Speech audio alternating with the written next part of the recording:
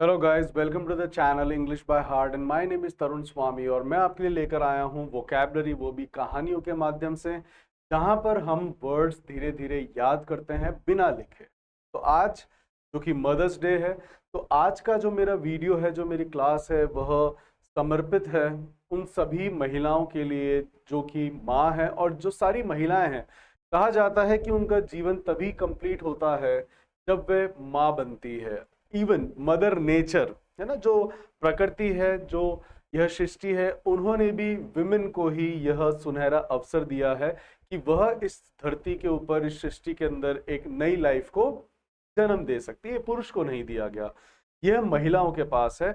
और माँ जो है, बाकी जो आपके सारे रिश्ते होते हैं, आपको मैंने बताया था, बाकी जितने भी हमारे इस सृष्टि के रिश्ते हैं, वो सब कैसे होते हैं हमारे साथ गाइस? कॉन्जेनिटल। आप पैदा हुए तब कोई दादा बना, आप पैदा हुए तब कोई चाचा बना, आप पैदा हुए तब कोई बुआ बनी, कोई आपकी मासी बनी, कोई मामा बना। उन सभी का जो हमारा रिश्ता है, वो सब क्या है?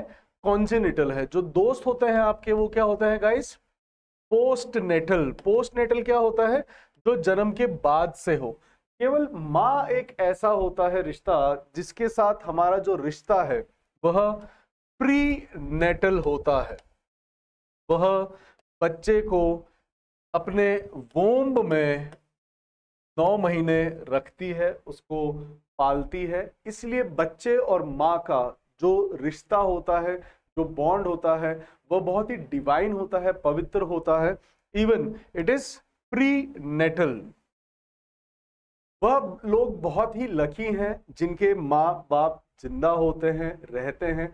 कई लोग ऐसे होते हैं जिनका आपने देखा होगा, एक आता है आपके जो मेटर्निटी जो होती है, डेथ है ना। कई बार जो पहले जब हमारी स्वास्थ्य की जो सुविधा थी, जो हेल्थ कंडीशन, जो हेल्थ फैसिलिटीज थी, एम्यूनिटीज थी। एम्यूनिटीज क्या होती है गाइस? जो सुविधाएं होती है उनको हम कहते हैं एम्यूनिटीज, है ना। तो जो पहले एम्यूनिटीज थी वो इतनी अच्छी नहीं हुआ करती थी, तो बहुत बार माए बच्चों को जन्म देते ही वह डिमाइस हो जाती थी, मर जाती थी। लेकिन अब ऐसा नहीं है। अब होता क्या है कि आप लोग, हम सभी, है ना, मैं भी, आप भी, हम बहुत बार माओ का जो है हम निरादर कर देते हैं, हम डिसरिस्पेक्ट कर देते हैं बहुत बार, है ना। ये एक छोटी सी कहानी, आज हम दो एक कहानियां सुनेंगे जिसकी जो हमारी प्रोटैगनिस्ट है वह माई होगी ऑफ कोर्स।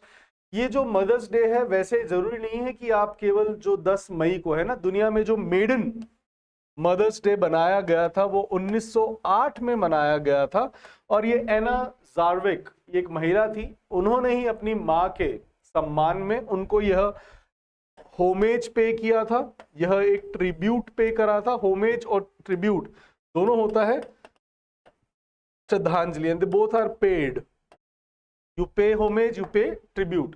तो यह पहली बार मनाया गया था 1908 में। That was the maiden time, है ना। और आज जो बच्चे जिनका आज मेडन क्लास है, उनको मैं बता दूं गाइस कि हम डॉजियर्स नहीं बनाते, मतलब आपको क्लास के साथ साथ नहीं लिखना होता है। और मेरा जो मकसद है वह है आपको वर्ड्स याद करवाना इन अ फॉर्म ऑफ स्टोरीज, है ना कि मेरे को आपको सिनोनिम एंटोनिम्स बताने हैं। वो तो आप डिक्शनरी से खुद ही आप लिखो, नेट पर आपके पास आ जाएंगे। So that is not my purpose. My purpose and your purpose should also be कि हम याद कर सके और हमें लंबे समय तक याद रह पाए, ना कि हम भूल जाए। क्योंकि किसी शब्द को जानना इज नॉट डिफिकल्ट, किसी शब्द को लंबे समय तक याद रखना is it's a Herculean task. Herculean task क्या होता है? Difficult task, that is Herculean task. और जो इजी होता है उसके लिए हम कह सकते हैं cake walk. It's a cake walk, it's a piece of cake. जो इजी टास्क होते हैं उसके लिए आप केक वॉक या फिर पीस ऑफ केक भी कह सकते हैं। एक और मैंने आपको बताया था, जो आपका बाएं हाथ का खेल हो, that is back of your hand. तो back of one's hand, that is बाएं हाथ का खेल। यस। और जो डिफिकल्ट होता है that is a Herculean task. तो गाइस, जो स्टूडेंट्स हैं, जो तैयारी कर रहे हैं, आपको पता होगा शब्दों को याद करना मुश्किल होता है, ना कि उनका मीनिंग जानना है, सिनोनिम एंटोनिम जानना। आप भी लिख सकते हो सिनोनिम एंटोनिम्स, निकालो नेट से, आप देख लोगे 10-12, लेकिन उसमें हम याद कैसे करें ना, because I have felt and many of the students they have told कि सर इतने सारे वर्ड्स हम याद कैसे करें ना, that's why I have come up with this innovative idea in which I tell the stories so that we can by heart the words. Fine. तो आज की जो हमारी कहानी है गाइस, यह कहानी मेरी माँ मुझे सुनाया करती थी। एक छोटी कहानी है, पहले मैं आपको उसी से शुरुआत करूंगा कि जो एक बार हुआ क्या कि एक माँ और बेटे थे, है ना, और माँ और बेटों के बीच में बहुत ज्यादा लव था, अफेक्शन था, कंपैशन था, जैसा कि हमेशा होता ही है इस धरती पर। जैसे कहा जाता है कि पिता और पुत्री के बीच में काफी ज्यादा कंपैशन होता है, वैसे ही एक माँ और बेटे के बीच में, है ना, कि जो बेटा है वो माँ का है ना, ऐसा कहा जाता है कि माँ जो है वह जो पापा की जो आपकी डांट होती है, जो पापा कई बार आपको क्रैश करते हैं बेटों को, तो कई बार माँ हमें बचाती भी है ना, माँ के आंचल में हम छुप जाते हैं पापा के थ्रैश के डर से कि पापा अगर हमें थ्रैश करेंगे तो हम माँ के पास जाके बच जाएंगे, और माँ अपने आंचल में हमें छुपा भी लेती है।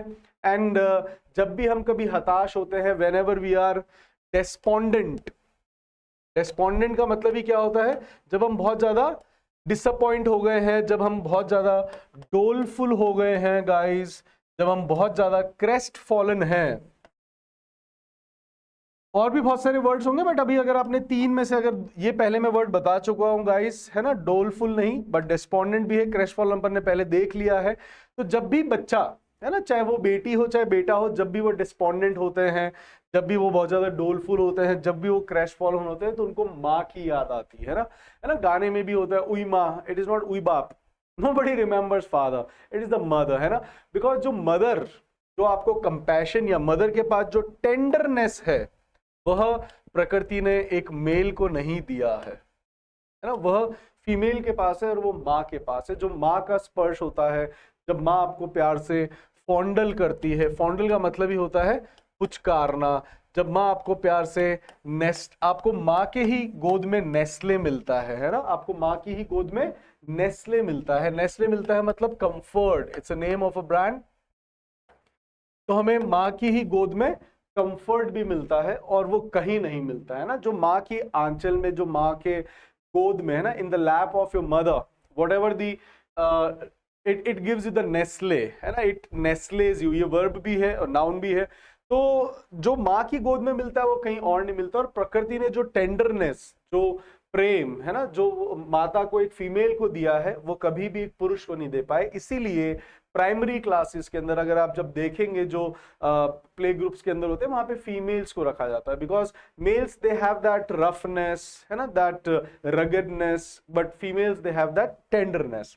अब ये जो कहानी है, इसके अंदर होता क्या है कि जो एक माँ है और एक जो उसका पुत्र होता है, उनके बीच में बड़ा प्रेम होता है। ये मेरी माँ मुझे सुनाया करती थी कहानी। अब होता क्या है कि बेटा बड़ा हो जाता है, पढ़ लिख लेता है, उसकी जॉब लग जाती है, उसकी भी शादी हो जाती है, उसकी भी नप्शियल हो गई। जब उसकी नप्शियल हो गई, अब उसका व्हाट डू यू उसकी स्पाउस आ गई। अब जो स्पाउस थी, है ना, अब स्पाउस क्या है कि जो बहू होती है, बहू और सास में आपको पता है बहुत ज्यादा ऑल्टरकेशंस होती रहती हैं, है ना, ये आपने सीरियल्स में भी देखा है, आपने बहुत जगह देखा है कि उनके बीच में ऑल्टरकेशंस हो जाती है, उनके बीच में ब्रॉल होती हैं, उनके बीच में स्कर्मिशेस होती हैं। तो यह अब जो राहुल है हमारी कहानी का कैरेक्टर, और जो गीता है, गीता इज दी प्रोटैगनिस्ट, वो माँ है ना। अब होता क्या है कि जो राहुल है, राहुल गीता का पुत्र है, और राहुल की जो बीवी है उसका नाम है अनामिका। तो अनामिका और गीता के अंदर बहुत ज्यादा ब्रॉल्स होती हैं, बहुत ज्यादा ऑल्टरकेशंस होती है, बहुत ज्यादा स्कर्मिशेस होती है, और अधिकतर जो बड़े होते हैं वो सही होते हैं। वो कई बार आपको किस चीज के लिए टोक रहे होते हैं, वह कई बार आपको टोक रहे होते हैं टू बी डिसिप्लिन, है ना, कि इस काम को इस तरीके से किया जाए, ये सही होगा। बट हम क्या होते हैं कि वी आर वेरी प्रिगिश, हम बड़े प्रिगिश होते हैं कि अरे हमसे ऐसे कैसे बात कर ली, है ना, जिसको जिसको जो बहुत ज्यादा प्रूड होता है, जो बहुत जल्दी ईगो पे ले जाता है कि इसने मुझे ऐसे कैसे बोल दिया, इसने मुझे ऐसे कैसे बता दिया, क्या मेरे को काम नहीं आता क्या, तो वो होता है प्रूड या प्रिगिश। तो जो अनामिका थी, she was very prude and she was very priggish. अब व्हाट हैपेंस कि वह अब राहुल को अपनी माँ से अलग कर देती है ना, वो दूसरे घर में लेके चले जाती है। लेकिन अब जो राहुल है उसका तो अपनी माँ के प्रति बहुत ज्यादा कंपैशन था, लव था, प्यार था, प्रेम था। अब वह अपनी माँ के पास जाता है। यह देख के जो अनामिका है वो बहुत ज्यादा एनवियस हो जाती है कि ये तो ममाज बॉय है। अब प्रॉब्लम क्या होती है, मेल्स के साथ एक बड़ी प्रॉब्लम है ना, अगर वो थोड़ा सा माँ की तरफ झुक जाए तो वो ममाज बॉय है, बीवी की तरफ झुक जाए तो वो युक्सोरियस है। ये हमने वर्ड देखा भी था, युक्सोरियस का मतलब ही होता है जोरू का गुलाम। तो यह एक जो मेल समाज है, जो पुरुष समाज है, उसके सामने एक बड़ी ही दुविधा है कि ना तो वो माँ के पास ज्यादा रह सकता, ना वह बीवी के पास ज्यादा रह सकता। इसलिए जो मेल से वो क्या करते हैं, घर से बाहर रहते हैं ना, कि तुम जानो, तुम्हारा काम जाने, तुम आपस में ब्रॉल्स करो, ऑल्टरकेशन करो, whatever, I will go outside, I will what you call arrange the bread and then I will come, fine. अब यहां पर क्या है कि ये अलग भी रहने लग गए, बट वो बहुत ज्यादा एनवियस थी। किससे? गीता से, जो अनामिका थी, जो राहुल की स्पाउस थी, उसकी बेटर हाफ थी, वो बहुत ज्यादा एनवियस थी। तो वह अब क्या है कि रोज घर पर है ना, किसी ना किसी बात पर वह राहुल से स्क्वेबल्स करती। वह राहुल से क्या करती? स्क्वेबल्स करती। अब स्क्वेबल्स करती, लड़ाई करती, झगड़ा करती, है ना। अब इन रोज छोटी छोटी लड़ाइयों नोकझोंक से जो राहुल है वो बहुत ज्यादा परेशान हो गया, बहुत ज्यादा व्हाट यू कॉल टेंस हो गया। अब वह क्या है कि अब जो अनामिका उसकी डिमांड क्या थी कि तुम अपनी माँ का हृदय मेरे लिए लेकर आओ, माँ का दिल मेरे पास लेकर आओ, है ना। अब जो राहुल है वह अनामिका के प्रेम में इतना ज्यादा पागल हो रखा था, इतना ज्यादा पागल हो रखा था, he was like a besotted lover. Besotted कौन होता है? दीवाना। तो he was a besotted lover of his wife. वह अपनी जो अनामिका थी उसके प्रेम में एकदम पागल था, है ना।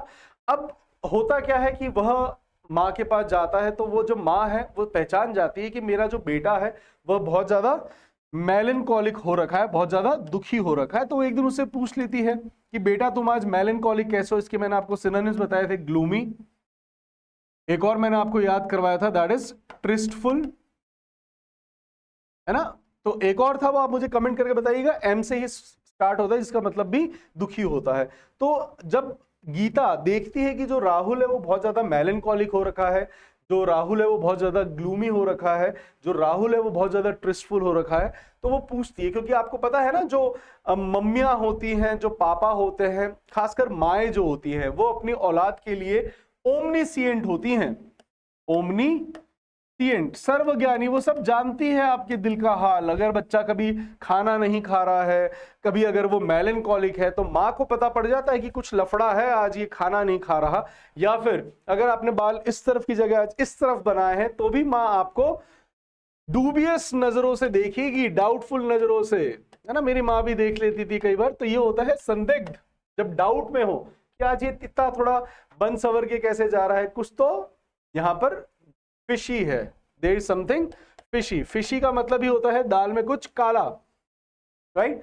तो माँ पहचान जाती है कि कुछ तो गड़बड़ है, चाहे वो बेटा हो चाहे वो बेटी हो, है ना। अब बेटी को भी माँ ज्यादा अच्छे समझती है और बेटे को थोड़ा बाप की उसकी हरकतें क्या है, क्योंकि बाप ने भी वैसा करा है, माँ ने भी वैसा करा है, तो ये सब जानते हैं ना।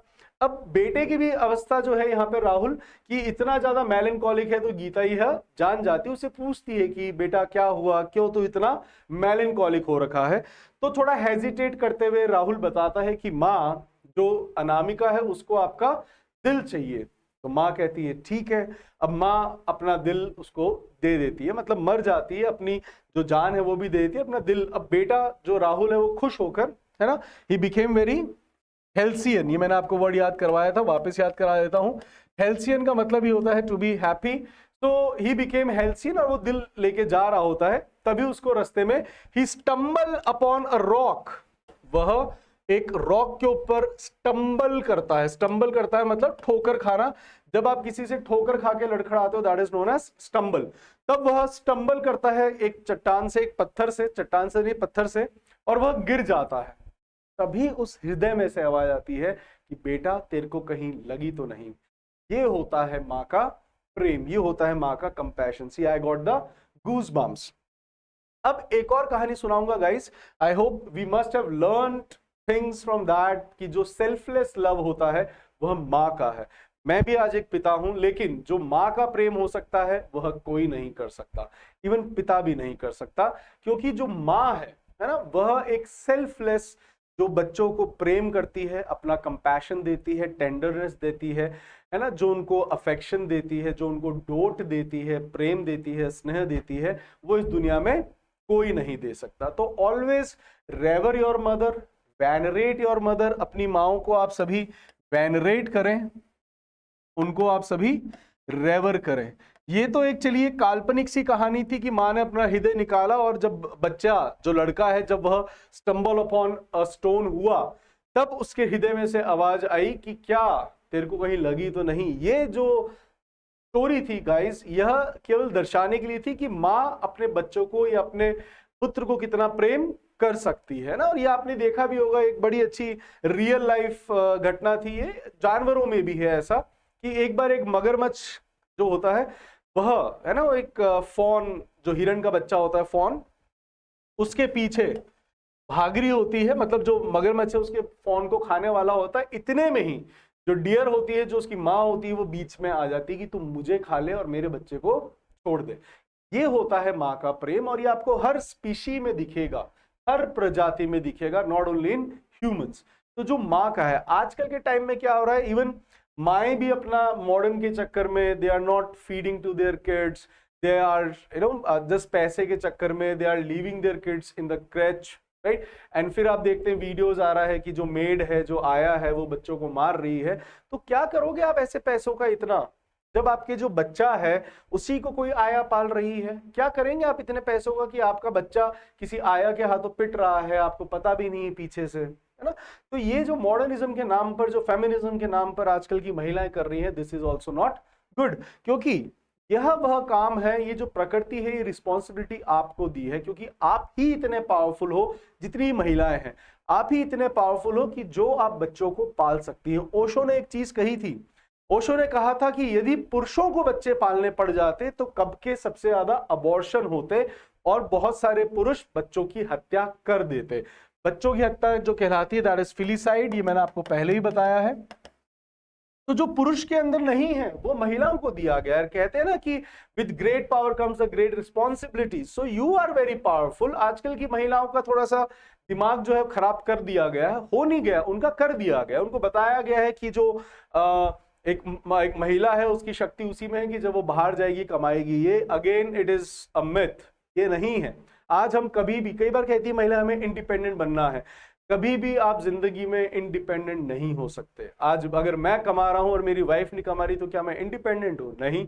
मुझे आज भोजन के लिए मेरी वाइफ पर डिपेंडेंट होना पड़ता है, मुझे आज कपड़ों के लिए मुझे मेरी वाइफ पर डिपेंडेंट होना पड़ता है, मुझे आज बहुत सारी चीजों के लिए मेरी वाइफ पर मुझे डिपेंडेंट होना पड़ता है। अगर आपको इंडिपेंडेंट ऐसे होना है तो फिर शादी करो ही मत, अकेले रहो, आप इंडिपेंडेंट हो, है ना, खुद ही कमा रहे हो, लेकिन फिर भी क्या आप इंडिपेंडेंट हो? आपको बहुत सारी चीजों के लिए दूसरों के ऊपर डिपेंड होना पड़ता है। और डिपेंडेंट होना छोटा होना नहीं होता ना। आप बचपन से लेके आप बड़े तक अपने पिता के ऊपर डिपेंडेंट थे, तब तो आपने फील नहीं करा। आज पति से अगर आपने पैसा मांग लिया, क्या सिर्फ पैसा ही एक जो चीज है जो आपको इंडिपेंडेंट करती है? सोचिएगा इसके बारे में। और बच्चे या माँ होना एक बहुत ही गर्व की बात होती है। महिला को किसी को जो पूर्ण करता है वह उसका माँ बनना करता है, एक सौभाग्य की बात होती है।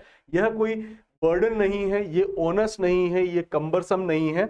आपको भगवान ने जो ये ताकत दी है, ये पुरुषों को नहीं दी, ये महिलाओं को दी, क्योंकि आप ही उसको बेयर कर सकते थे, एंडोर कर सकते थे। तो बच्चा एक ओनस नहीं है, यह प्रकृति की वह देन है जिससे आप इस सृष्टि को आगे चलाते हो। तो यह जो सृष्टि को आगे चलाने का जो रिस्पॉन्सिबिलिटी है, ये उन सभी माँओं के ऊपर है। चलिए इसी के साथ अपन चलते हैं आगे दूसरी कहानी के तौर पर। ये जो कहानी है, उस कहानी की जो प्रोटैगनिस्ट है वह है संगीता, है ना। यह है एक संगीता। इसका जो पुत्र होता है, जो सब ऑल्टर्न है, या जिसको हम एंटोगनिस्ट भी कह सकते हैं इस कहानी के अंदर, वह होता है मुकेश। फाइन।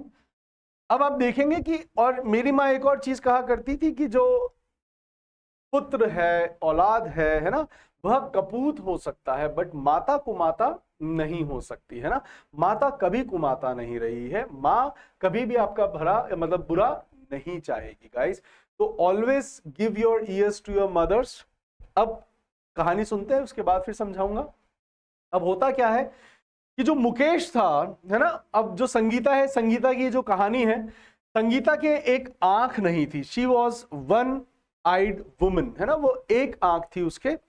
अब एक आंख के कारण वह बहुत ही ज्यादा अगली दिखती थी, और जो मुकेश है उसको बहुत ज्यादा पेजोरेटिव फील होता था अपने दोस्तों के सामने, बहुत ज्यादा इंसल्टिंग, है ना। इसीलिए वह अपनी मां को बहुत बार he used to grumble at his mother. Grumble का मतलब क्या होता है गाइस? चिल्लाना कंप्लेनिंग मैनर में। कई बार, बहुत बार गाइस आप भी ऐसा करते हो कि बेचारी माँ आपको कह रही होती है बेटा खाना खा ले, बेटा खाना खा ले, तो आप वहां पे मम्मा के ऊपर ग्रम्बल करते हो। You grumble at your mother, नहीं खा रहा, मुझे भूख नहीं है, मैंने कह दिया ना नहीं खा रहा, मैं खा लूंगा, क्यों बार बार मुझे कह रहे हो, मैं खा लूंगा ना। तो ये जो हमारा तरीका है, जो टोन है, इसी को हम कहते हैं ग्रम्बलिंग, राइट। तो गाइस आज यह जो चीज आप कर रहे हैं, ये आपको तब मिस होगा जब आपकी माँ आपको कहने के लिए नहीं रहेगी कि बेटा खाना खा ले। तब आप मिस करेंगे कि अब मुझे कोई कह नहीं रहा कि बेटा खाना खा ले। ये जो बाबू सोना टोना ये जो है ना, जब वो आपको पूछेंगी तुमने मेरे बाबू ने सोना ने खाना खाया क्या, ये सिर्फ एक दिखावा है। This is just charade, it is just pretend, है ना। जो ये जो लोग करते हैं ना, ऐसा कुछ नहीं होता है, वो सिर्फ दिखावटी है। असली जो केयर है, जो प्यार है, वो माँ का होता है, बाकी किसी का नहीं, है ना। तो अब ये क्या है कि जो मुकेश था, यह भी अपनी माँ संगीता के ऊपर बहुत ज्यादा ग्रम्बल करता था कि माँ मैंने तुम्हें कितनी बार कहा है कि मेरे क्रॉनीज के बीच में मत आया करो, वे सभी मेरा जिब उड़ाते हैं, वे सभी मेरा कौन उड़ाते हैं, है ना, वो सभी मेरा मजाक उड़ाते हैं कि एक आंख के वाले का बेटा, एक आंख वाले का बेटा, है ना।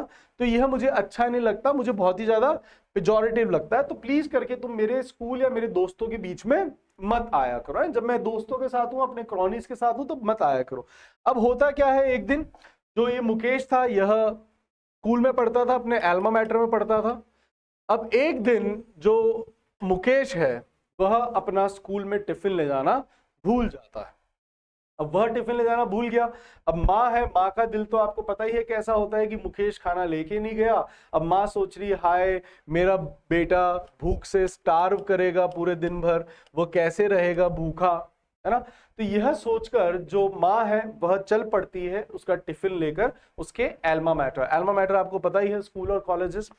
अब जब वहां पहुंचती है, जो मुकेश है वह अपने क्रॉनीज के साथ खेल रहा होता है, अपने पाल्स के साथ खेल रहा होता है, अपने अमीगोस के साथ खेल रहा होता है, अपने ऑल्टर ईगोस के साथ खेल रहा होता है। ये सारे ही वर्ड्स मैंने आपको याद करवा दिए हैं और यह बहुत अच्छे सिनोनिम्स हैं फ्रेंड्स के लिए। तो अब वह अपने क्रॉनीज के साथ, पाल्स के साथ, अमीगोस के साथ, ऑल्टर ईगो के साथ खेल रहा होता है।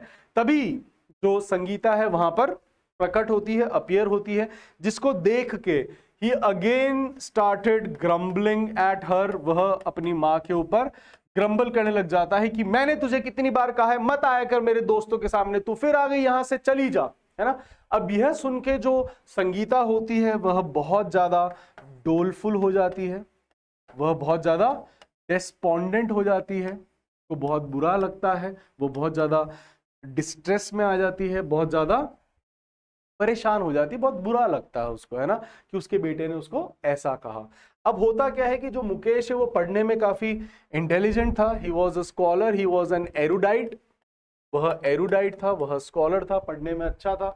उसको मिल जाती है अब स्कॉलरशिप। अब उसको स्कॉलरशिप मिल जाती है तो वह पढ़ने के लिए दूसरे शहर अपनी माँ को पीछे अकेला शन कर कर चला जाता है ना। बच्चे हैं, एक आपको और बात बता दूं गाइस, यह भी साइकोलॉजी कहती है कि कोई भी व्यक्ति, चाहे मैं हूं, चाहे आप हैं, चाहे कोई भी हो, है ना, आपके माँ बाप भी हैं, हमेशा व्यक्ति जो है, जो प्रेम है, वो हमेशा आपके नीचे की तरफ फ्लो करेगा रेदर देन ऊपर की तरफ। दैट मींस कि आप हमेशा अपनी नेक्स्ट जनरेशन को ज्यादा प्रेम करोगे रेदर देन अपनी पहले से।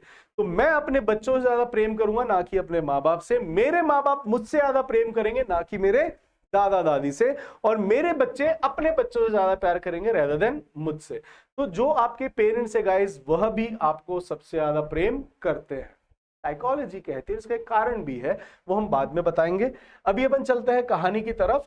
तो जो मुकेश था वह पढ़ने में बहुत अच्छा था, एरुडाइट था, उसको स्कॉलरशिप मिलती है और वो अपनी माँ को पीछे शन करके चला जाता है। अब वो वहां पे जाता है, उसको वहां पर एक बहुत ही ब्लू स्टॉकिंग महिला मिलती है। ब्लू स्टॉकिंग महिला कौन होती है? पढ़ी लिखी महिला, उसको हम कहते हैं ब्लू स्टॉकिंग्स, है ना। तो वहां पर उसको एक ब्लू स्टॉकिंग मिलती है, जो एक दूसरे की तरफ अब एंटाइस हो जाते हैं, आकर्षित होते हैं, और मुकेश वहीं पर उसके साथ नप्शियल कर लेता है, वह उसके साथ शादी कर लेता है। इनके अब दो छोटे छोटे क्वार्टर्स भी होते हैं, क्योंकि वह उनकी बेटर हाफ थी, तो बच्चे हैं, तो बच्चों को हम क्वार्टर्स नहीं कहते, just for the fun. Otherwise इनके दो छोटे छोटे जुड़वा बेटे भी होते हैं। अब होता क्या है कि माँ का दिल है, संगीता को बहुत साल हो गए अपने बेटे मुकेश को देखा नहीं था, तो वो बहुत ज्यादा एंग्शियस हो रही थी कि मुकेश किस हाल में होगा, किस में नहीं होगा। तो वह एक दिन कुछ उपहार लेकर वह मुकेश के घर पर पहुंचती है। अब जैसे ही उसके छोटे बच्चे उस एक आंख वाली महिला को देखते हैं, तो वह बहुत तेज डर से स्क्रीम करते हैं। तो जैसे ही बच्चे स्क्रीम करते हैं, तो मुकेश जो है वो दरवाजे की तरफ डैश लगाता है। डैश होता है बहुत तेज दौड़ना, उसको भी हम कहते हैं डैश। अगर कोई दो दोस्त चल रहे हैं, अगर आपको कहना है कि चल रेस लगाते हैं, तो you can say let's have a dash. Dash is एक फुल स्प्रिंट जो होता है ना, तेजी से। तो जो मुकेश है वह दरवाजे की तरफ डैश लगाता है। अब जैसे ही वो डैश लगाता है और अपने दरवाजे पर अपनी माँ को देखता है, तो वो बहुत ज्यादा फ्लैबरगास्टेड हो जाता है। इसके हमने बहुत सारे सिनोनिम्स देख लिए हैं, मैं आपको सारे एक बार वापस रिवाइज करा देता हूं। तो वह देख के बहुत ज्यादा एस्टाउंड हो जाता है, अपनी माँ को देखकर बहुत ज्यादा एस्टॉनिश हो जाता है, बहुत ज्यादा वो अपनी माँ को देख के स्टूपिफाइड हो जाता है, एस्टॉनिश है ना, ऐसा आएगा।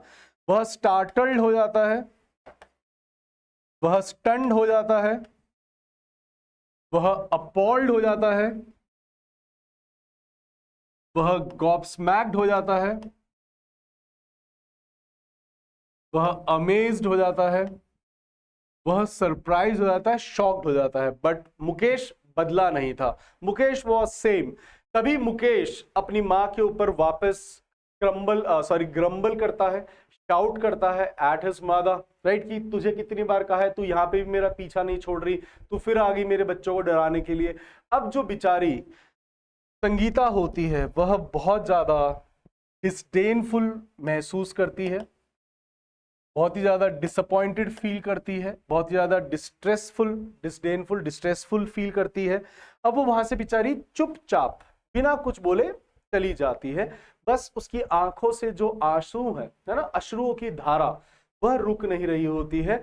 अब जब वो चली जाती है, उसके कुछ महीनों बाद मुकेश के पास उसके एल्मा मैटर से एक पत्र आता है कि जितने भी उस स्कूल के, उस एल्मा मैटर के जितने भी अलुमनाइज थे, अलुमनाई कौन होते हैं? जो पास्ड आउट बॉयज होते हैं, उनको हम कहते हैं अलुमनाइज। तो जितने भी अलुमनाइज थे, उनकी एक रीयूनियन पार्टी थी।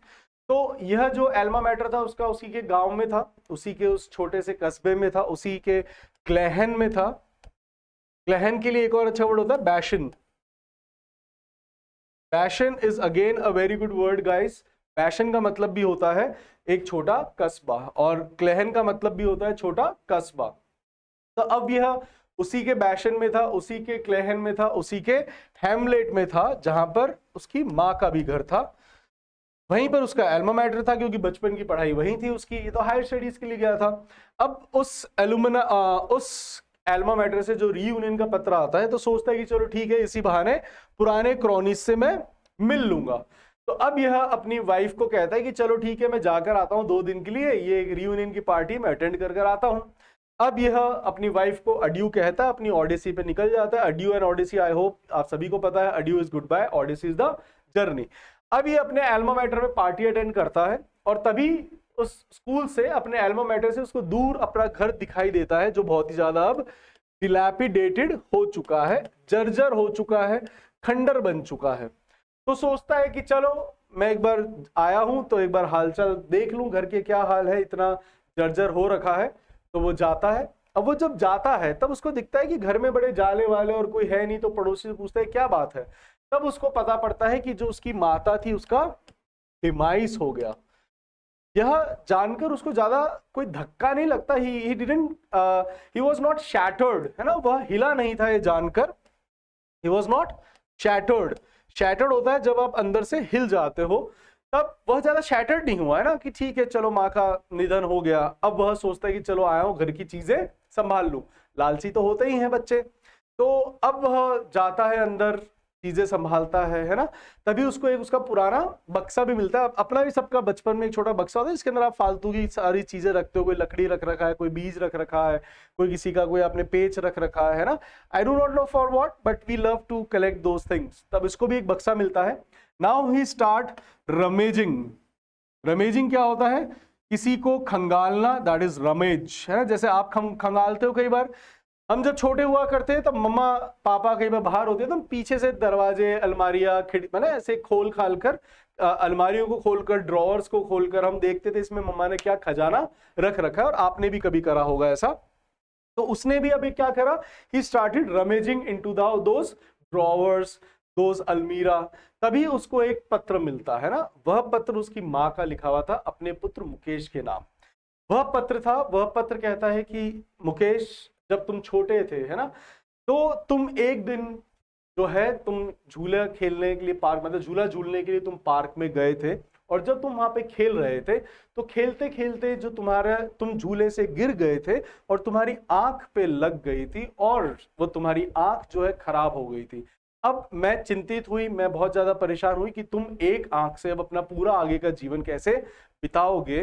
तब मैंने निर्णय करा कि मैं अपनी एक आंख तुम्हें दे दूंगी।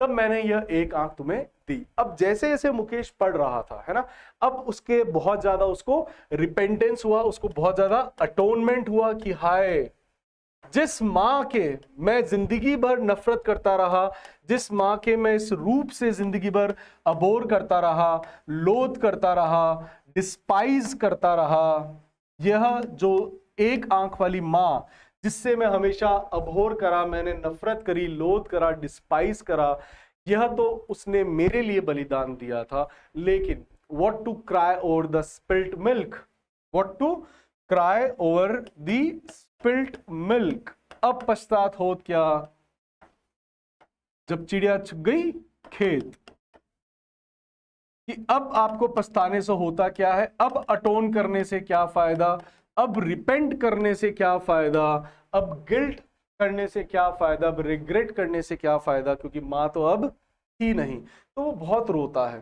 तो गाइस, आपको भी अभी मौका है कि आपकी माताएं जिंदा हैं एंड भगवान उनको लंबी उम्र दे। लेकिन कृपया करके आप सभी अपने माओ को आप वेनरेट करें। Do not grumble at her. भोली होती है माँ, है ना। मेरी माँ को भी नींद नहीं आती थी जब तक मैं घर वापस नहीं आ जाता। तो जितने भी आज लैड्स एंड लेसेस हैं, लैड्स यंग लड़के एंड लेसेस यंग लड़कियां, तो गर्ल्स एंड बॉयज, है ना, बिकॉज आप लोग ही ज्यादा मेरे व्यूअर्स हैं जो यंगस्टर्स हैं। तो मैं आपको कह दूं गाइस कि माँ आपकी हमेशा चिंता करती है, वो हमेशा आपकी वेल विशर है। एंड कभी भी प्लीज, अगर आपको कभी ऐसा लगे, है ना, कई बार क्या होता है कि हम माँ को सिखाते हैं, हमारी माएँ हमसे कुछ सीखना चाहती है, तब भी हम कई बार फेड अप हो जाते हैं। एक बड़ी अच्छी कहानी थी, छोटी सी कहानी मैं आपको बता देता हूँ। एक पिता और पुत्र की कहानी है यहाँ पर, कि एक बार एक बहुत बूढ़ा, बहुत ही वृद्ध व्यक्ति होता है और वो अपने बेटे को साथ बाहर पार्क में बैठा होता है। तभी वहां पे एक चिड़िया आती है, वो चर्प करती है ना, शी वाज चर्पिंग। तो वो चर्प की जो कर रही होती है, तो वो बूढ़ा जो व्यक्ति होता है वो उससे पूछता है अपने बेटे से कि ये क्या है। वो कहता है इट्स अ बर्ड। वह फिर पूछता है ये क्या है, तो वो कहता है इट्स अ बर्ड। वो ऐसे 4-5 बार पूछ लेता है, तो जो बेटा है वो फ्रस्ट्रेट हो जाता है और वो उसके ऊपर ग्रम्बल्स एट हिज फादर, कि तुम्हें एक बता दिया 5 बार चिड़िया है चिड़िया है चिड़िया है, नहीं समझ में आ रहा क्या। तब जो वो बूढ़ा व्यक्ति है वो अंदर जाता है, एक डायरी निकाल के लेकर आता है और उस डायरी में लिखा होता है कि जब तुमने पहली बार चिड़िया देखी थी, है ना, जब तुमने पहली बार चिड़िया की चिरपिंग सुनी थी, तो तुमने मुझसे कम से कम 100 बार पूछा था कि ये कहा क्या है, और मैंने हर बार उसी सेम गस्टो से, उसी सेम हैप्पीनेस से मैंने तुम्हें बताया था। और यही गाइस फर्क होता है माता पिता और बच्चों में। इसलिए आपके पेरेंट्स आपको कहते हैं कि जब तुम मां बनोगी या जब तुम बाप बनोगे तब तुम्हें समझ में आएगा कि माँ बाप क्या होते हैं। इसी मैसेज के साथ आज के लिए इतना ही, मिलते हैं अपन नेक्स्ट वीडियो में। Till then take care, bye bye.